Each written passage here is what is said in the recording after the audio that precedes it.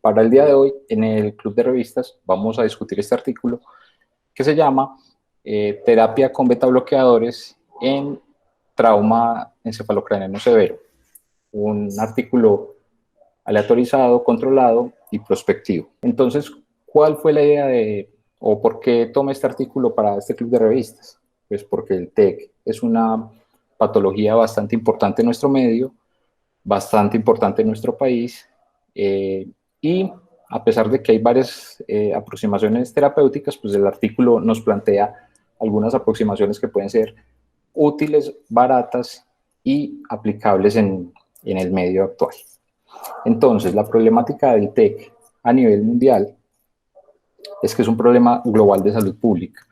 O sea, todos los países, tanto de altos como de medianos y bajos ingresos, tienen alta probabilidad de sufrir las consecuencias económicas de esta patología. En la mayoría de países, pues hablamos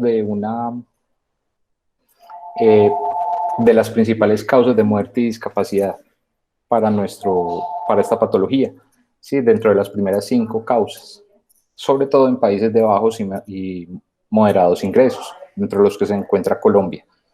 La principal causa o el principal factor que se asocia a esta patología, pues, es el factor de prevención.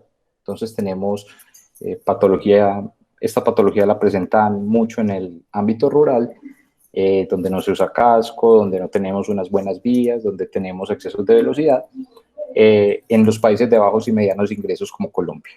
Y en Estados Unidos y Europa, pues también tiene una carga importante.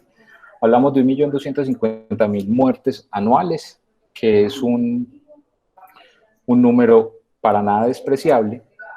Y lo más importante, o lo que más nos impacta, es que la muerte se da en pacientes con edad productiva, principalmente desde los 15 a los 29 años. Algunas series hablan de hasta los 40 años, pero si tenemos esto, tenemos una cantidad de años perdidos de vida productiva bastante importante.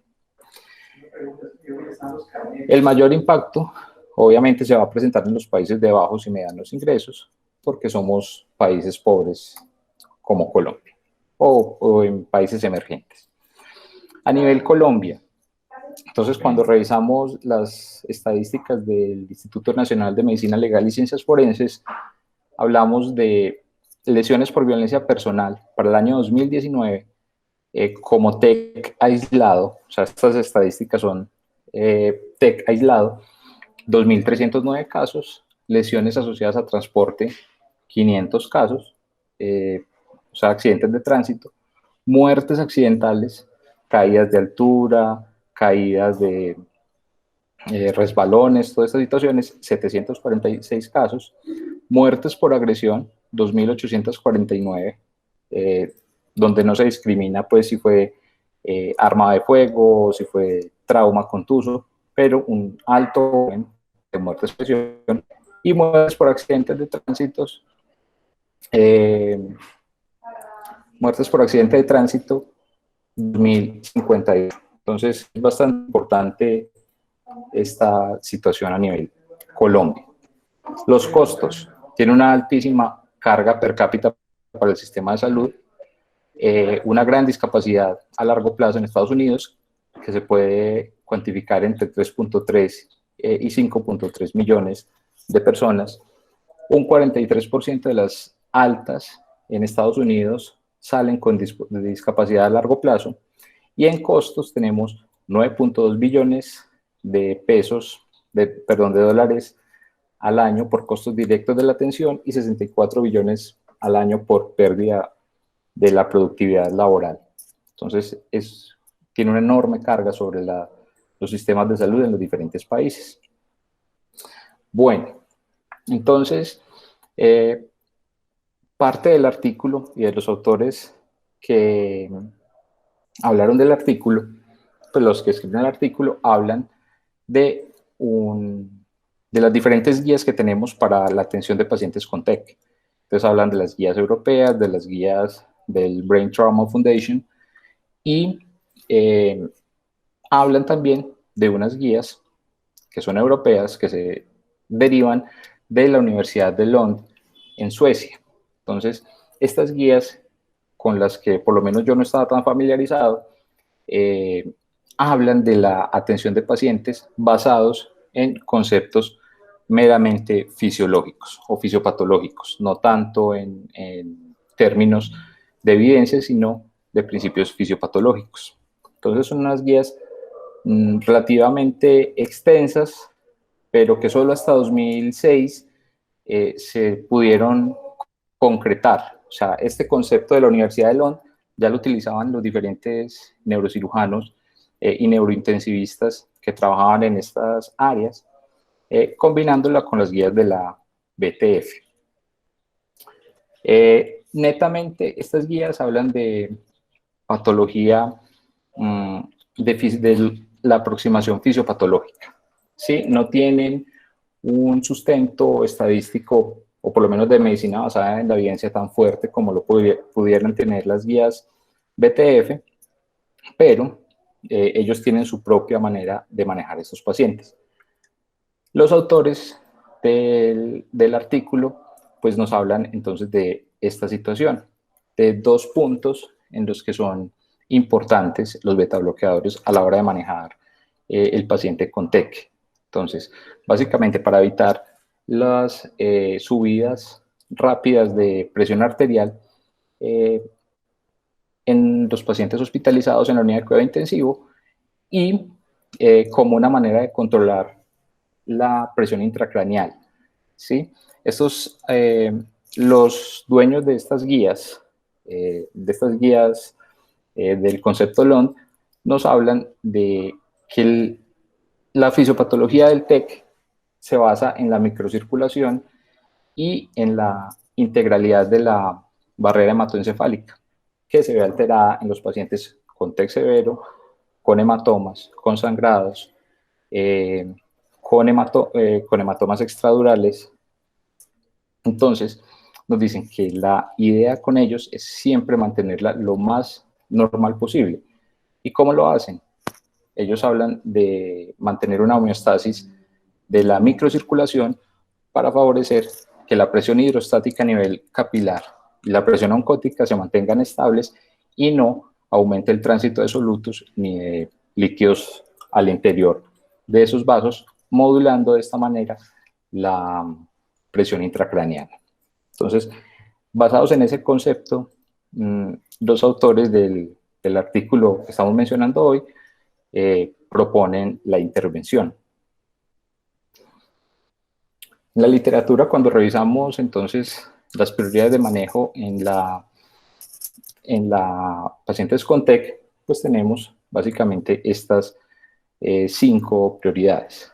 La pseudoanalgesia inicial para disminuir la ansiedad del paciente, disminuir el consumo metabólico de oxígeno a nivel cerebral y la disminución de y evitar la elevación de la presión intracraneana.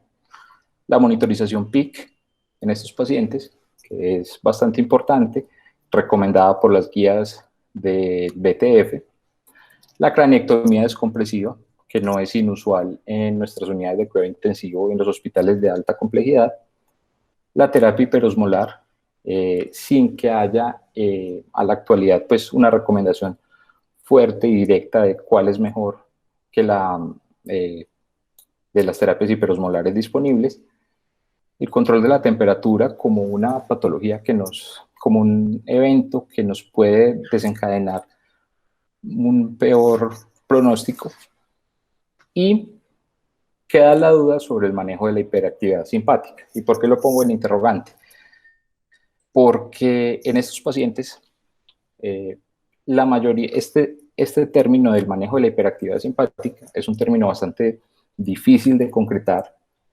Son pacientes que le podemos atribuir los paroxismos de hiperactividad simpática a otras situaciones como abstinencia luego del desmonte de la sedación, pacientes sépticos, pacientes con deterioro de su condición, disincronía con el ventilador, aparición de otras enfermedades que generen SIRS. Entonces es bien difícil hablar de una de un manejo de la hiperactividad simpática en estos casos. Y no solo es difícil para nosotros, sino que ha sido difícil para muchos grupos de estudio, pero ya es un síndrome que se está reconociendo actualmente. En 1954 hubo un primer reporte descrito en la literatura de pacientes que luego de tener un TEC severo presentaban aumento de la presión arterial, diaforesis, frecuencia respiratoria, frecuencia cardíaca y posturas anormales. En ese momento se consideraba que esas presentaciones correspondían a convulsiones diencefálicas y como tal se manejaban en ese entonces. Durante los diferentes años, pues múltiples estudios intentaron mejorar el rendimiento diagnóstico de los diferentes signos y síntomas, llegando hasta 9, 10, 12 síntomas, pero que nunca correspondían en las diferentes series de estos pacientes. Entonces, los términos fueron cambiando, se hablaba de hiperactividad simpática, de disautonomía, de inestabilidad disautonómica, de actividad disautonómica mixta, varios términos durante los últimos años, pero hasta hace más o menos 10, 12 años, ya un grupo se dedicó a tratar de unificar estos criterios. Es importante entender que este síndrome de hiperactividad simpática paroxística, como lo conocemos hoy, pues ya tiene nombre, ya tiene este nombre y se disminuyó, pues se eliminaron todos estos términos ambiguos con el fin de que se puedan estudiar más adelante estos pacientes. Lo que sí era claro en todos estos pacientes y en las diferentes series de casos era que había un pobre desenlace en los pacientes que presentaban el cuadro, un pobre desenlace en mortalidad y también un pobre desenlace funcional a 6 meses. Y actualmente se habla de una incidencia entre un 8 hasta un 10% y en algunos textos desde un 8 hasta un 33%, siendo TEC la principal causa de hiperactividad simpática paroxística. También cualquier lesión que esté a nivel intraparenquimatoso pues puede provocar este síndrome, pero TEC es la principal causa con un 70% de los casos.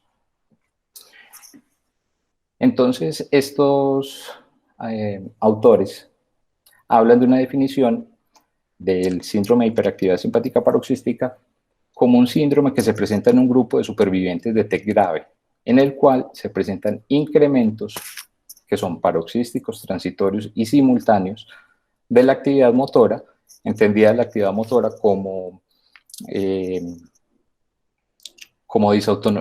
distonías y posiciones anómalas, y de la actividad simpática, básicamente frecuencia cardíaca, presión arterial, frecuencia respiratoria, temperatura y diaforesis. Hace 6 años, 2014, un grupo de estudio que se ha dedicado durante los últimos 20, 25 años a caracterizar bien este síndrome, pues nos habló de unas diferentes estrategias en las cuales teníamos, por ejemplo, estas escalas para definir la probabilidad de que se presentara ese síndrome en los pacientes que se encontraban en cuidado intensivo. Entonces ellos nos muestran primero una tabla con unos con unos ítems y unos puntajes donde teníamos frecuencia cardíaca, frecuencia respiratoria, presión sistólica, temperatura, diaforesis y episodios posturales anormales. Luego de definir el puntaje a cada uno de estos ítems, pues se hacía una primera definición, un primer puntaje donde hablan de síntomas leves cuando estamos entre 1 y 6, síntomas nulos cuando es de 0, síntomas moderados de 7 a 12 y síntomas graves mayores o iguales a 13. Ese era el primer punto de la estrategia diagnóstica que ellos proponen en 2014. El segundo punto es esta herramienta de probabilidad diagnóstica, donde hablan de las características clínicas y de presentación del evento. Entonces nos dicen, bueno, ocurren simultáneamente los eventos. ¿Cuántos eventos son paroxísticos en su naturaleza? La actividad simpática se da por estímulos dolorosos, por estímulos visuales, por estímulos no dolorosos.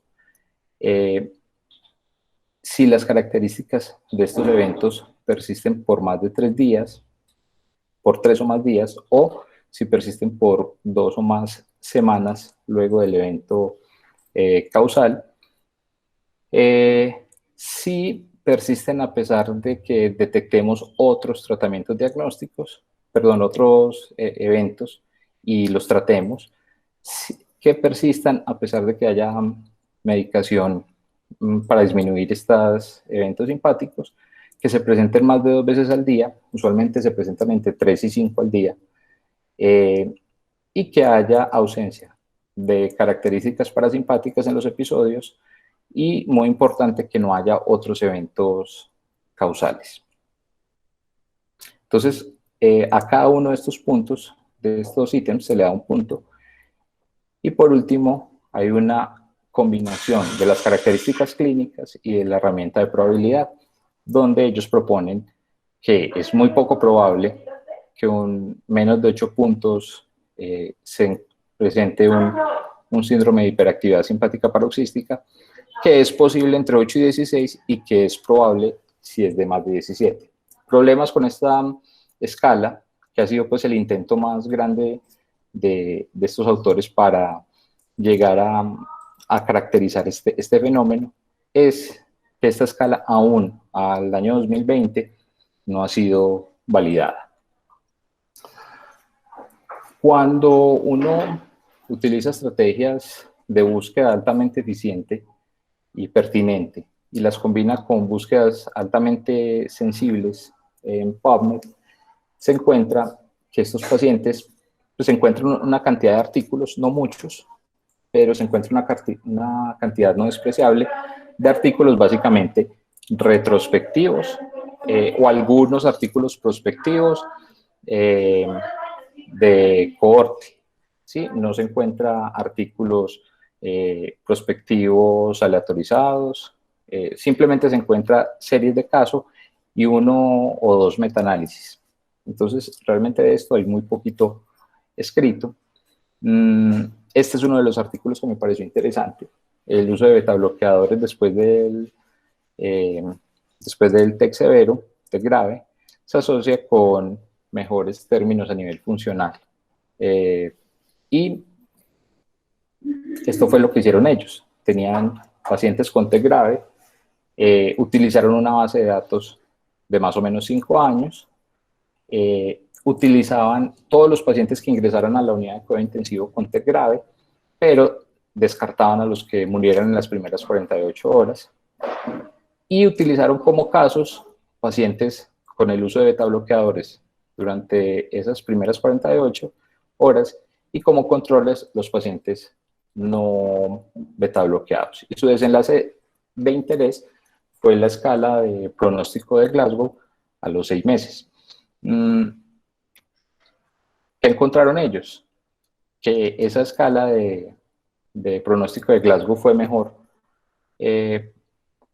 a los 6 meses en el grupo expuesto que en el grupo no expuesto a beta bloqueador, que para pobres resultados de la escala a 6 meses, pues tenían un riesgo mucho mayor, casi el doble, en estos pacientes.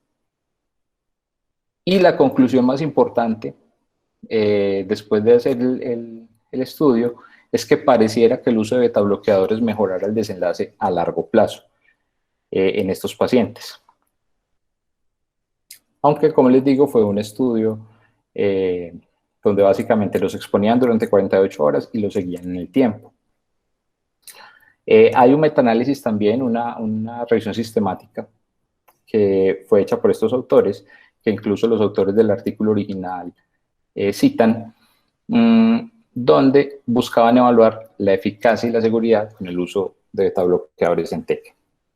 Utilizaron 13 estudios observacionales, de los cuales tuvieron que descartar 2 estudios porque les dan una heterogeneidad supremamente alta, con un I cuadrado de más o menos 83%, pero quitando ese estudio que les daba tanta heterogeneidad, concluyeron estas 2 cosas: que había una reducción de más o menos el 67% en la mortalidad en los pacientes que utilizaban betabloqueadores en TEC, y un riesgo muy aumentado, casi el doble, de infección para los pacientes que utilizaban betabloqueadores en TEC. Sin embargo, ellos no hacen mucho énfasis en este dato del de infección. Y finalmente concluyen que la disminución de la mortalidad sí está presente, pero que hay un riesgo de estancia prolongada y de complicaciones infecciosas en los pacientes que se exponían a betabloqueador. Hay otros estudios de mucha menor calidad donde simplemente dejaban a criterio de los médicos tratantes el uso de betabloqueadores, no diferenciaban si los betabloqueadores ya los venía tomando el paciente eh, o si se le iniciaban al momento del reclutamiento. Tampoco establecían claros protocolos para estos pacientes. Entonces, es un estudio grande, pero que realmente no, cuando uno lo revisa, no le encuentra como mucha validez. Bueno, entonces ya específicamente en el artículo que nos convoca el día de hoy, tenemos este artículo publicado en el World Journal of Surgery 2020, publicado en enero, hecho por este grupo de autores que se encuentran en Irán, en un hospital de alta complejidad y con alta carga de pacientes traumáticos. Entonces, cuando lo sometemos al análisis PICO para establecer cuál fue la pregunta que ellos hicieron, tenemos entonces que el tipo de pacientes que evaluaron fueron pacientes con TEC grave. Esos pacientes con TEC grave fueron sometidos a una intervención, que fue la intervención de manejo con betabloqueadores, y fueron comparados con los pacientes que no tenían manejo con betabloqueadores. ¿Y qué buscaban? ¿Cuál era su objetivo? Ver si había mejoría en la supervivencia y en el pronóstico a largo plazo de estos pacientes. ¿Basados entonces en qué? En que esos pacientes, si tenían una menor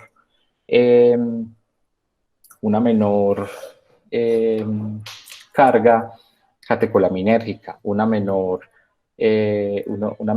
cantidad de episodios paroxísticos, o que subieran la presión indiscriminadamente en estos pacientes, podían tener menos mortalidad y también mejor pronóstico a largo plazo. La pregunta entonces se podría definir como: el uso de la terapia con betabloqueadores en pacientes con TEC grave puede mejorar la supervivencia y el pronóstico funcional. Esa sería la pregunta que ellos plantearon para el estudio. ¿Cuáles fueron los criterios de elegibilidad para estos estudios? Entonces, tuvieron criterios de inclusión: obviamente pacientes mayores de 18 años, pacientes con un TEC grave definido como un Glasgow menor de 12, o por un AIS, una escala de lesión abreviada en TEC, que nos ayuda por TAC, ¿sí? Que los pacientes fueran, pues, lo más posible, lo más cercano a que fuera un TEC aislado, que los eventos hubieran ocurrido en menos de 24 horas antes del ingreso, y que el ingreso a la UCI fuese dado en las primeras 24 horas. ¿A quiénes excluyeron? Entonces, todo paciente que ingresaba y ya tenía tratamiento previo con betabloqueadores por alguna otra condición no entraba dentro del estudio. Los pacientes con signos de choque, presión arterial sistólica menor de 100, bradicardia y oliguria. Esta es la escala AIS, que es la escala donde se definía por tomografía, utilizando, pues es muy similar a la escala de los criterios de Marshall, cuáles eran los pacientes susceptibles de ingresar. Entonces, hablábamos de pacientes con un ICE score de 3 4 o 5 puntos, ¿sí? O pacientes con Glasgow menor de 12. Obviamente el 6 no lo incluyeron porque eran pacientes con poca probabilidad de supervivencia. ¿Cuál fue la intervención? Entonces, luego de que los pacientes cumplieran criterios de elegibilidad, se hizo una aleatorización por software. Los pacientes debían estar hemodinámicamente estables y o tolerar vía oral o estar siendo alimentados por vía enteral. Se asignó a través de ese software unos pacientes para el grupo beta bloqueador y pacientes al grupo sin beta bloqueador.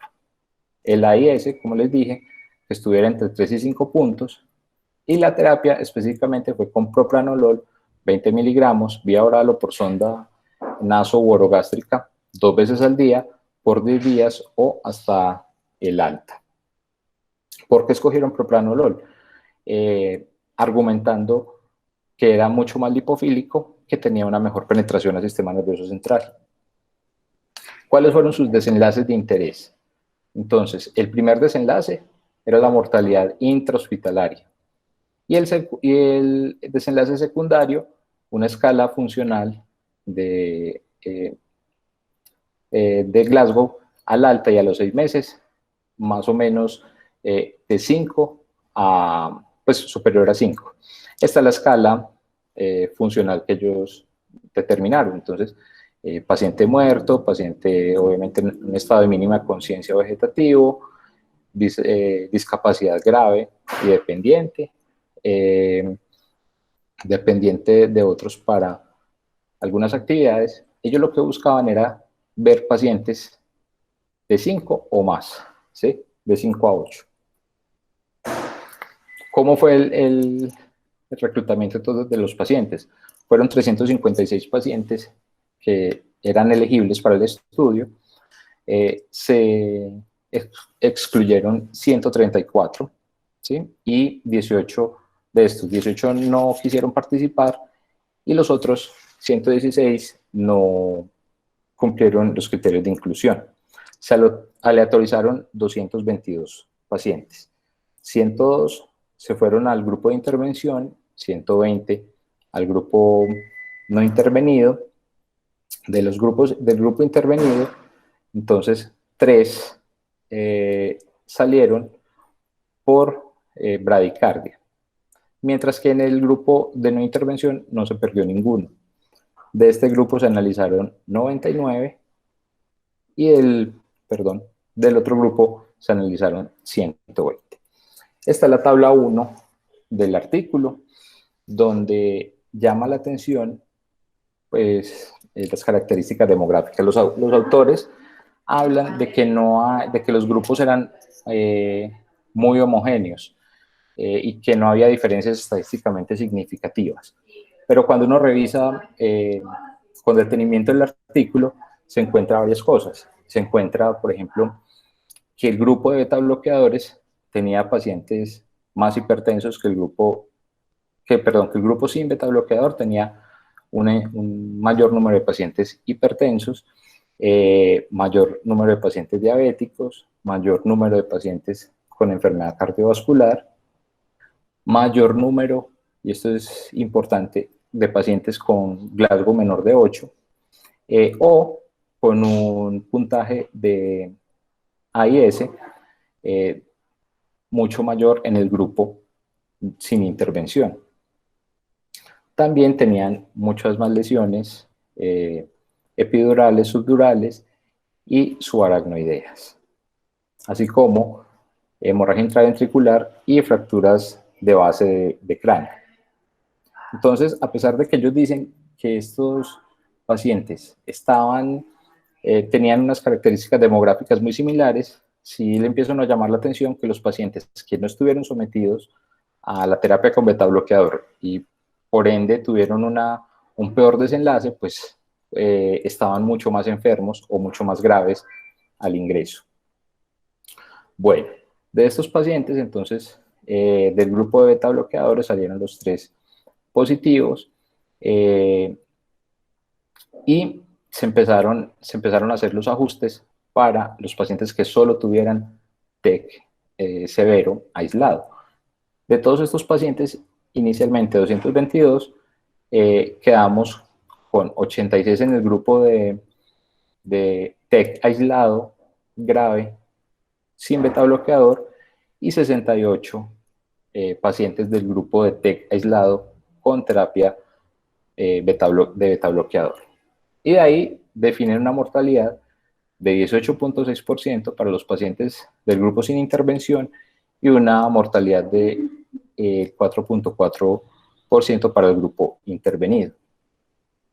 Esta es ya la segunda, la tabla 2 que ellos nos muestran, que fue con los pacientes con TEC aislado, y nos encontramos pues un poquito más, menos desbalanceado en teoría, pero tenemos nuevamente que la hipertensión y la diabetes fue mayor en el grupo sin intervención, que el Glasgow menor de 8 y el AIS más severo fue mayor en el grupo sin intervención, que las lesiones graves como hemorragia subdural, hemorragia subaracnoidea y contusiones fueron mucho mayores en el grupo no intervenido, que hubo más craniotomías y craniectomías en el grupo de intervención.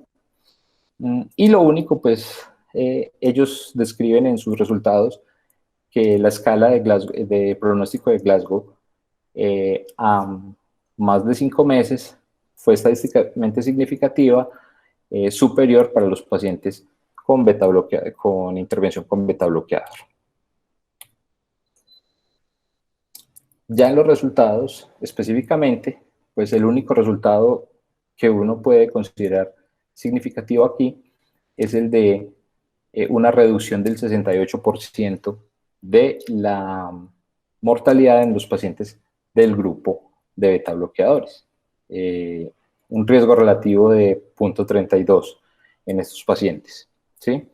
En esta tabla 4, donde ellos intentan demostrar que es mejor pues que les fue mejor a nivel funcional, pues realmente ellos no encontraron o no evidencié pues en el artículo una mejoría de la escala la escala de pronóstico de Glasgow a los 6 meses. Entonces este es realmente el resultado más importante. Cuando ya uno revisa la discusión del artículo, entonces ellos empiezan hablando del concepto LOND, que es un concepto, son unas guías de manejo basadas netamente en fisiopatología, así no tengan tanta evidencia, y que basado en ese fenómeno de la fisiopatología de la microcirculación, pues tenía sustento el uso de beta bloqueadores. También hablan de que es un estudio prospectivo. Realmente sí, cuando uno hace las búsquedas por alta pertinencia y alta sensibilidad, se encuentra que es el único estudio prospectivo con intervención, o sea, tratando de hacer un estudio cuasi experimental. Hablan de la importancia de la tormenta simpática a nivel de estos pacientes y del desenlace peor que puede llegar a generarse, entonces, que es también sustrato para el inicio de beta bloqueadores.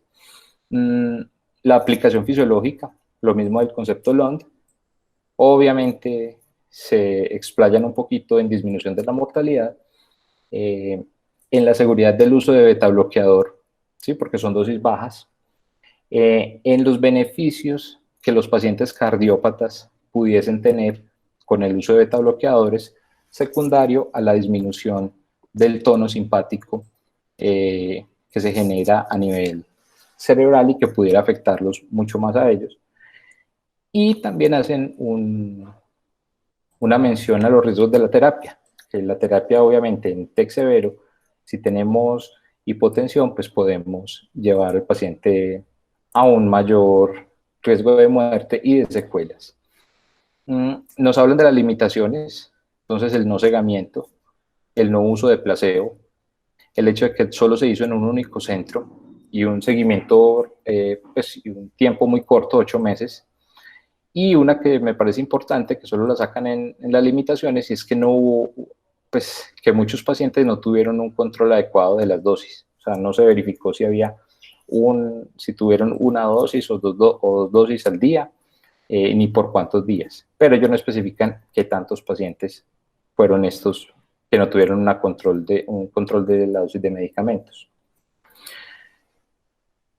Entonces, para terminar, cuando hablamos del análisis de la validez de este artículo, pues hacemos las preguntas de las guías JAMA. Entonces, ¿la investigación responde a una pregunta claramente formulada? Sí, la pregunta fue muy claramente formulada en el concepto, donde buscaban comparar la intervención con beta bloqueador y si esto generaba un buen pronóstico, como lo puse en diapositivas anteriores. La asignación del tratamiento fue aleatorizada. Sí, fue aleatorizada, utilizaron software de aleatorización, pero no fue un estudio ciego. ¿Los pacientes se analizaron en el grupo originalmente asignado? Sí. En el grupo beta bloqueador versus el grupo sin beta bloqueador, pero con algo que es llamativo y es el desbalance entre ambos grupos. O sea, el grupo que tuvo el peor desenlace, pues fue un grupo mucho más enfermo que el otro grupo. Se completó el seguimiento, sí se hizo un seguimiento adecuado a los 6 meses. La cantidad de pacientes no seguidos fue importante, solamente 3 no tuvieron seguimiento después del ajuste que ellos hicieron a TEC aislado. ¿El tratamiento estuvo enmascarado? No. Entonces, esto nos puede poner en riesgo de sesgo el hecho de que al paciente, teníamos unos pacientes a los que les dábamos el beta bloqueador y pacientes a los que simplemente no se les daba, no se utilizó placebo, no se utilizó enmascaramiento para la intervención. Y los grupos eran similares. Realmente no eran tan similares en mi concepto, aunque ellos dicen que tienen una pobre, que tienen una pues que son iguales, realmente sí quedé pensando que estaban poco balanceados. Y los grupos fueron tratados de similar manera antes de la intervención. Sí. El resultado básicamente fue este: 68% de la disminución de la mortalidad en el grupo expuesto a beta bloqueador.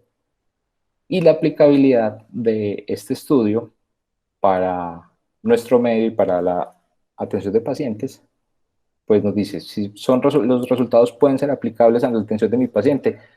Efectivamente, es una intervención que no considero que sea tan insegura y que podría ayudarnos con estos pacientes, sobre todo cuando pensamos que están más disautonómicos, pero por otras causas que posiblemente no estamos sospechando un síndrome de hiperactividad simpática. Se consideraron todos los resultados clínicamente importantes, pues básicamente funcionalidad y mortalidad.